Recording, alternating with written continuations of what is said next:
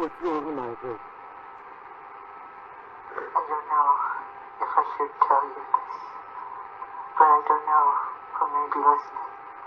There may be a group of people that want to get rid of me. They don't want me here anymore. I don't understand. What do you mean? Talk to me. I can't talk about it over the phone. I don't know what's going to happen, but I just feel in my soul, only God knows, they could shoot me. They could stab me. They could frame me and say I overdosed you with drugs. They could do a lot of things. Who could do these things? It's not the government. It's more than the government. But I don't know today.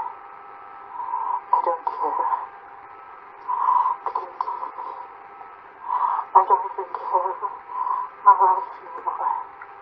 I just want my children to be okay. My angels.